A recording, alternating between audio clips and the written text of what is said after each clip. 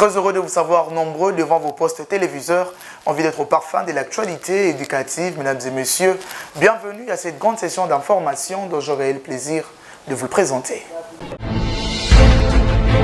Débutons ce journal par l'inauguration officielle des infrastructures de l'Académie de Beaux-Arts de Kinshasa par la ministre de l'Enseignement supérieur, universitaire, recherche scientifique et innovation, la professeure Dr Marie-Thérèse Safi-Sombo Ayane, dans le cadre du projet Sport Culture, financé par l'Agence française de développement et mis en œuvre par Expertise France. Valon Ngolo était présent pour le compte du journal universitaire.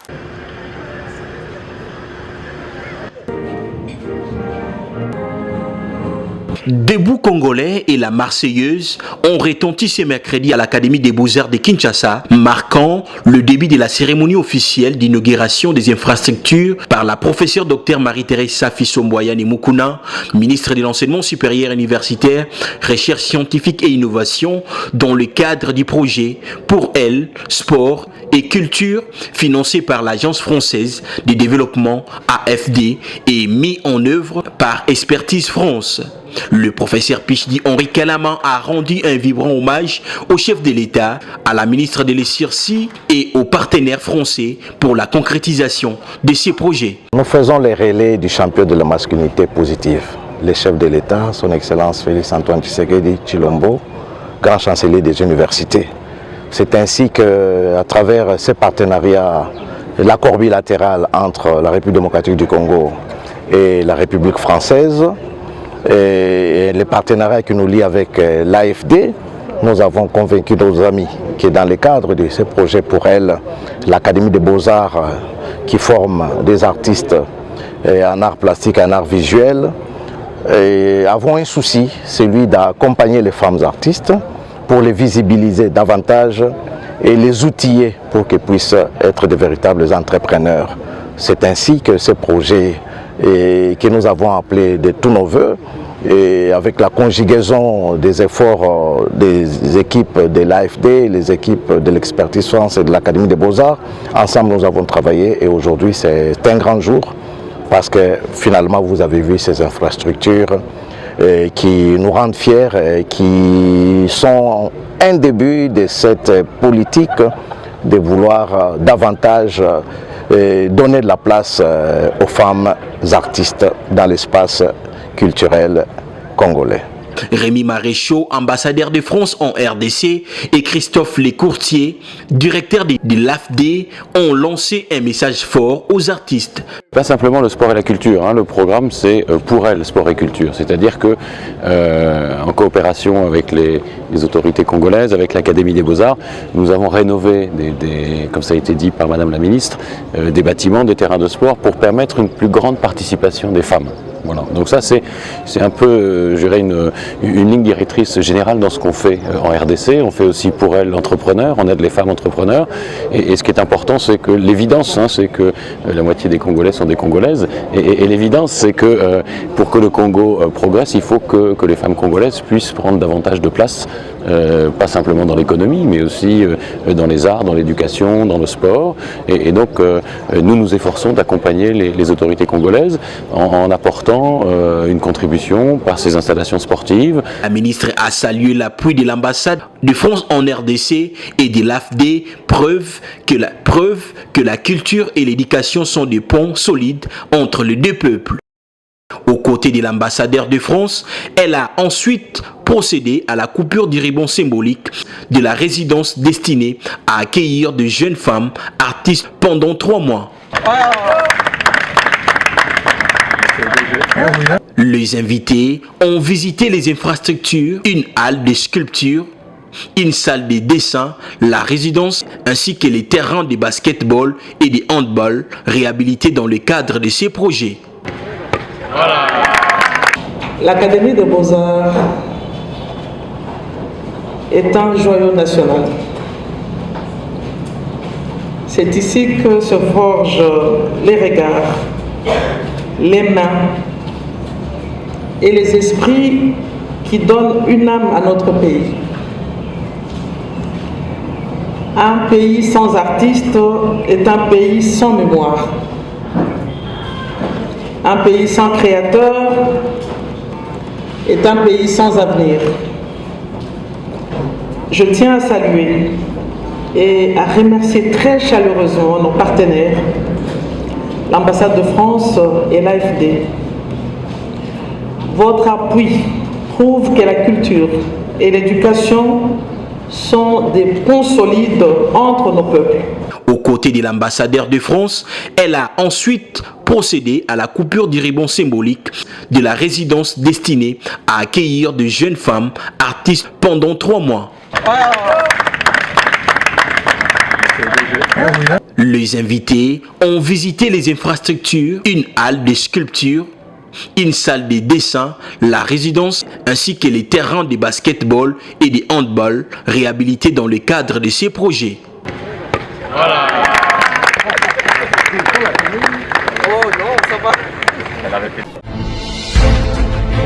Désormais, Madame la chef de travaux, Véronique Bukumba Munengu, porte les titres des docteurs en sciences de gestion. Elle a brillamment soutenu publiquement le mercredi dernier à l'Université pédagogique nationale sa thèse de doctorat intitulée Connaissance et évaluation des déterminants de l'intention entrepreneuriale féminine en République démocratique du Congo. Georges Nzilombi et Christian Chipamba pour le reportage. L'Université pédagogique nationale a vécu un moment académique marquant avec cette soutenance publique de thèse de doctorat de Madame le chef des travaux Véronique Bukumba Munengu, intitulée Connaissance et évaluation des déterminants de l'intention entrepreneuriale féminine en République démocratique du Congo. Au cours de sa défense, la candidate a démontré à partir d'une enquête menée auprès des 400 femmes de Kinshasa que plusieurs facteurs socio-économiques, psychologiques et culturels influencent l'intention entrepreneuriale féminine. Cette recherche a également abouti à la proposition de nouveaux modèles théoriques baptisés modèle Bukumba, destinés à mieux orienter et promouvoir l'entrepreneuriat féminin en RDC. À l'issue des échanges scientifiques et la délibération du jury à huis clos, Madame Bukumba Munengu Véronique a été proclamée docteur en sciences de gestion avec la mention grande distinction. A examiné la thèse présentée par la candidate en vue de l'obtention du grade de docteur. Après délibération à huis clos, le jury a pris la décision suivante. Madame le chef de travaux Bukumba Munengu Véronique a réussi à l'ensemble de l'épreuve avec la mention grande distinction. Les insignes académiques lui ont été remis par le secrétaire général académique de l'UPN, professeur ordinaire Jean Loaka, dans une ambiance empreinte de solennité et de convivialité. Très émue, la nouvelle docteure a réaffirmé son engagement en faveur de la promotion de l'entrepreneuriat féminin comme levier de développement économique en République démocratique du Congo. Et nous avons proposé un modèle économique qui permettra à la femme congolaise d'entreprendre. Et je souhaiterais aux femmes de faire quelque chose pour leur famille et les enfants, qu'on ne puisse pas attendre seulement qu'on puisse nous donner des possibilités. Avec les peu de moyens que nous avons, nous pourrons faire quelque chose pour l'économie de notre pays, pour nos familles. C'est le modèle Bukumba. C'est un modèle qui a regroupé 3 parties. Il y a la partie intrinsèque, la partie où il y a les facteurs socio-démographique, où nous avons l'âge, parce que nous avons dit que pour entreprendre, il faut qu'on puisse connaître l'âge de l'entrepreneur. Il y a des jeunes qui sont forts, qui sont rigoureux, mais qui ne font rien. Mais moi, je les invite à venir travailler, à faire quelque chose pour remonter l'économie du pays.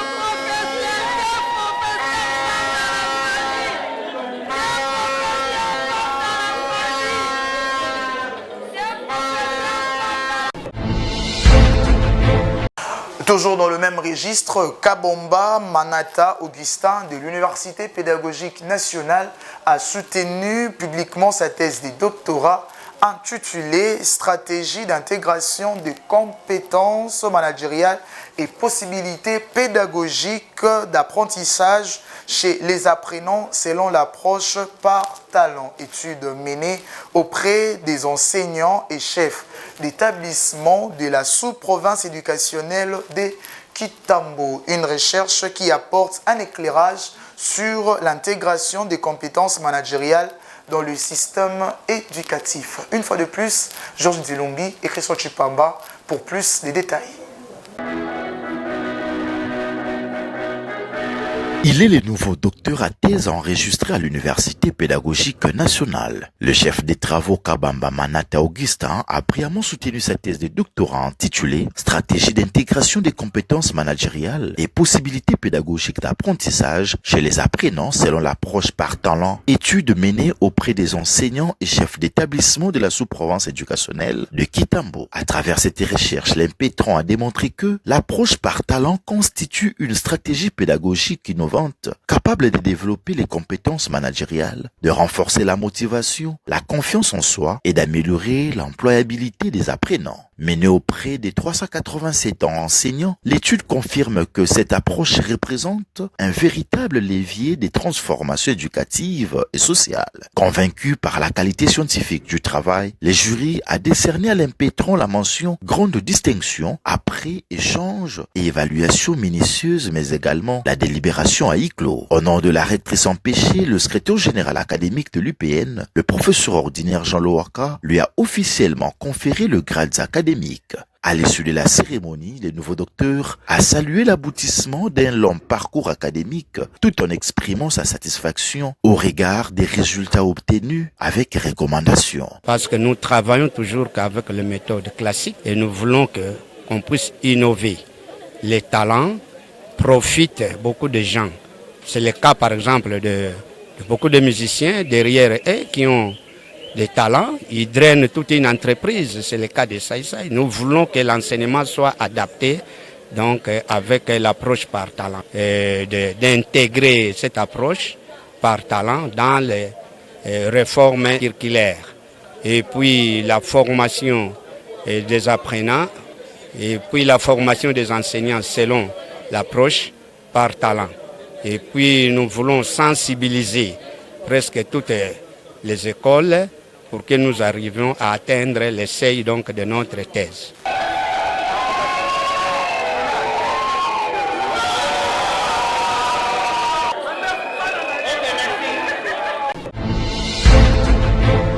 D'une université à une autre, direction l'université du CEPROMA, où le chef de travaux Gumbo Selemani Longangue de la faculté de management et sciences économiques a soutenu publiquement sa thèse de doctorat intitulée Management public territorial et création des valeurs, une analyse axée sur le modèle Gunselo pour le développement des entités territoriales décentralisées du Maniema en République démocratique du Congo. Cité au sein de cet établissement universitaire. Caleb Koy, Divine Ekoka et Jérès Landou pour le reportage.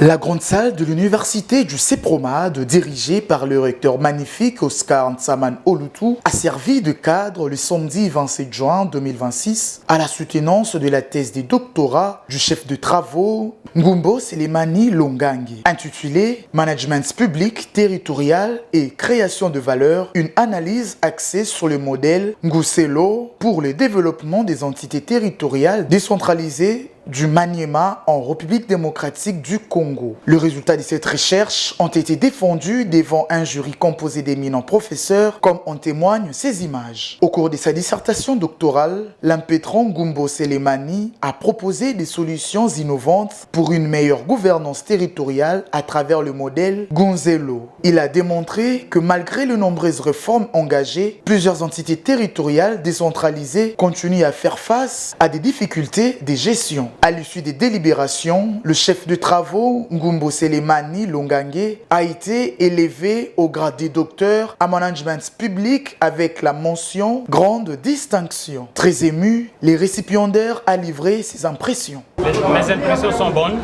par le fait que je viens de présenter un modèle, le modèle Ngousselon, pour la bonne gouvernance des entités territoriales décentralisées en République démocratique du Congo. La société doit se réjouir parce qu'à travers ces rapports, les autorités sont saisies, les autorités qui sont caractérisées par la mauvaise gouvernance vont s'imprégner du contenu du rapport et ça va améliorer tant soit peu la gouvernance au niveau des entités territoriales. Notons que les résultats de cette recherche sont une perspective pour l'amélioration de la gouvernance des entités territoriales décentralisées à travers le modèle Gunzelo.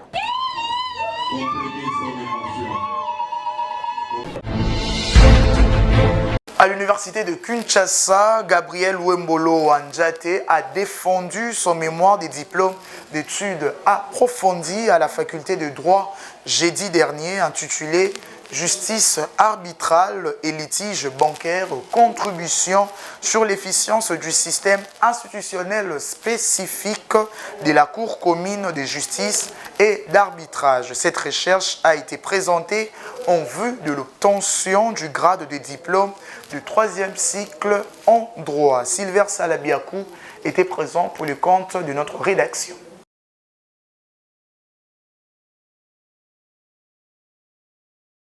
Les résultats de recherche de diplôme d'études approfondies DEA de Gabriel Wembolo Wandiate de la faculté de droit de l'université ont été défendus avec brio jeudi dernier devant un jury composé d'éminents professeurs. Son travail intitulé Justice arbitrale et litige bancaire, une contribution sur l'efficience du système institutionnel spécifique de la Cour commune de justice et d'arbitrage a été présenté dans l'INDESA de la faculté de droit de la fille aînée des universités de la RDC. Au cours de sa dissertation, l'impétrant a exposé la problématique de sa recherche fondée sur un constat majeur. Malgré l'adhésion de la République démocratique du Congo à l'OADA, les banques congolaises continuent de privilégier les juridictions étatiques pour le règlement de leurs litiges en dépit de la lenteur de procédure et des critiques liées au manque d'impartialité de certains juges. Il s'est également interrogé sur la capacité de la Cour commune de justice et d'arbitrage CCJA à constituer un mécanisme plus efficient de règlement des litiges bancaires avant d'apporter des réponses articulées autour des 3 axes majeurs. J'ai voulu mettre en exergue le fait que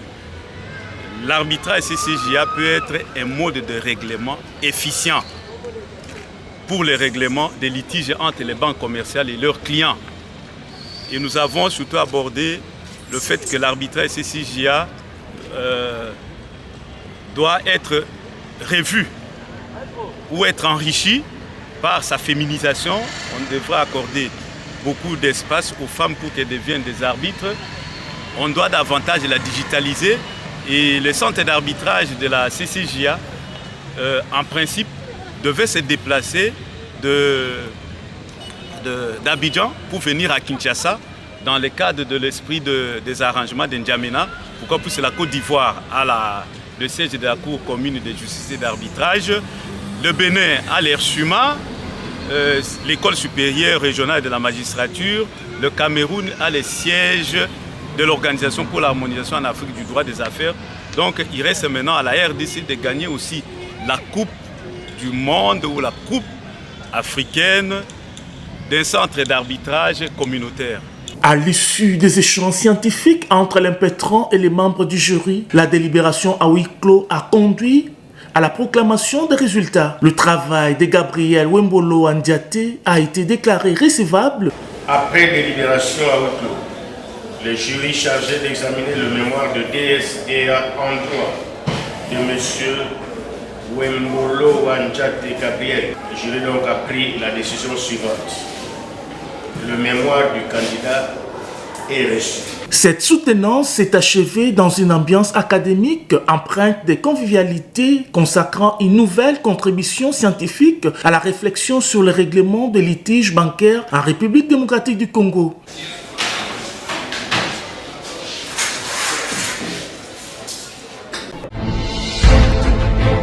La mention météorologique et environnement de l'Institut supérieur des techniques appliquées de Kinshasa a organisé mercredi dernier une matinée scientifique placée sous les thèmes changement climatique, une opportunité de développement de nouveaux marchés d'affaires en République démocratique du Congo en vue de sensibiliser en particulier la communauté scientifique et professionnelle et en général la population congolaise sur les évidences de la nouvelle opportunité d'affaires générée par les changements climatiques pour le développement de nouveaux marchés verts en République démocratique du Congo. Suivez.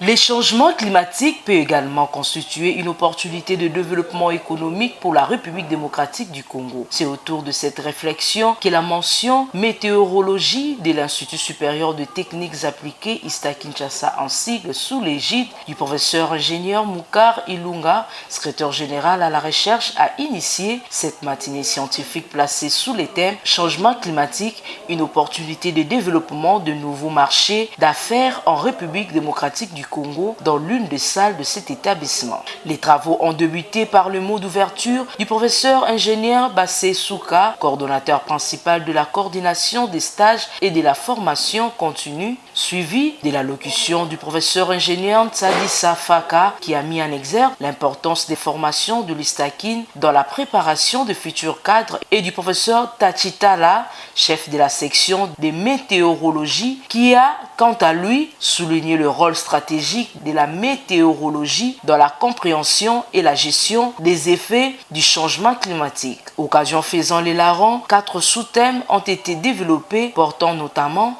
sur les tendances du changement climatique en RDC, l'agriculture, l'intelligence face au climat, les impacts d'El Nino et de la Nina, ainsi que l'innovation technologique et l'entrepreneuriat. À l'issue de tous ces échanges, une séance interactive des questions-réponses a permis aux participants d'échanger avec les intervenants.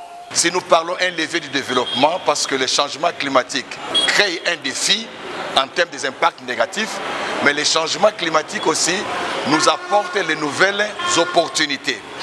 Dans les opportunités, la communauté internationale a compris que quand nous avons changement climatique, nous devons d'abord réfléchir comment modifier les lois, les règlements pour la gestion de la société et des affaires. Le changement climatique se présente aujourd'hui comme une opportunité des affaires. Parce qu'il y a de l'argent dans les finances climat que la communauté internationale a mis en place pour faire face aux défis négatifs. À la clôture de cette matinée scientifique, le professeur ingénieur Bassé Souka est revenu sur le principal enseignement de cette activité. On a décidé d'organiser cette conférence. C'est pour permettre aux gens d'être informés sur les dangers si on ne prend pas les risques sur les changements climatiques. Vous savez qu'actuellement dans le monde, toutes les conférences, toutes les données sont pour qu'on maintienne les climats à un état sain, pour qu'il n'y ait pas de problèmes. Parce que les changements climatiques peuvent créer des différents problèmes au niveau mondial. Et la République démocratique du Congo est le pays qui fournit ou qui sécurise le monde par rapport à des phénomènes climatiques. Voilà pourquoi on a commencé par l'organisation de ces conférences pour informer aux gens qu'il y a un danger si on ne prend pas les risques afin de garantir cette insécurité. Et ça, je sais qu'avec le nouveau comité de gestion de l'ISTA forme les gens à tous les niveaux et aujourd'hui, vous en êtes témoins. Nous avons des formateurs compétents, nous formons des gens ici et que les gens viennent effectivement suivre une formation en courte durée ou à longue durée dans n'importe quel domaine qu'il faut. C'est un établissement et le ministre a mis à notre disposition les moyens nécessaires qu'il faut. Ici est de noter que cette rencontre a mis en évidence les opportunités qu'offre le changement climatique en matière d'innovation, d'entrepreneuriat et de développement durable en République démocratique du Congo. Voilà, c'est la fin de cette grande édition du journal universitaire. Si vous l'avez aimé, dites merci à Blaise Boucha qui était derrière la caméra, assisté par Divine et Coca. Emmanuel Ema à la réalisation, toujours sous la coordination de l'honorable professeur André Mouchongo Machara. Mais aussi, merci à vous de nous avoir suivis, plus particulièrement à Béni Grâce Milonda qui nous suit depuis la ville-province de Kinshasa. Quant à moi, je vous dis, vivez longtemps, vivez heureux, excellent début de week-end à tous.